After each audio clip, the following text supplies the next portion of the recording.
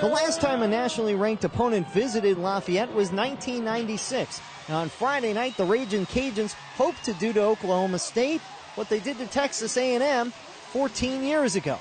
And despite falling behind early, the Cajuns rallied back just before half and took a lead into the locker room. I thought we played extremely hard in the first half and with a lot of passion, and we fought. We fell behind. We had some guys make some really great plays, and we played just as hard this second half. The veteran guys that have been in situations like this did a really good job of talking to the other players about let's play one play at a time and play to our potential. But it took just 3.5 minutes for the Cowboys to turn the tables for good after this 1-yard Kendall Hunter touchdown plunge. The fact that the Cowboys were even in position to take the lead was due in no small part to receiver Justin Blackman, who dominated the first half. I mean, coming into the game, I didn't think it was just going to come in that many times, in that first drive or that second drive, whatever drive that was, where they just kept coming.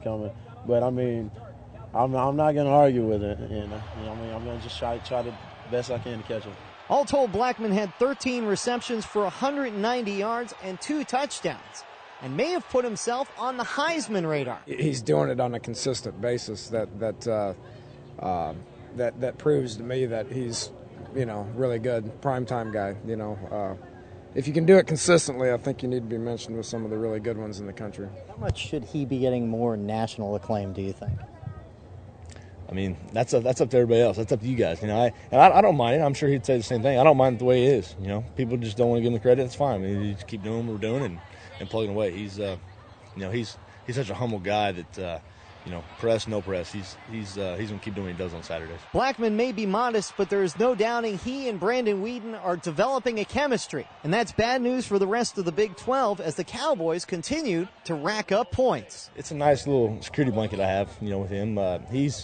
He's a good player. I mean, I've seen it all year, and, you guys have too. I tried to build that trust in over the spring and over the summer. So, I mean, it's just something that we've been working on, and hopefully throughout the season we can keep it going. Friday night was the 4th time this season that the Cowboys have gone over 40 points. They look to keep it going next week when they travel to Lubbock to play Texas Tech. Meanwhile, the Ragin' Cajuns have a huge conference game as they travel to Troy to take on the Trojans. In Lafayette, Paul Boron for CST Tonight.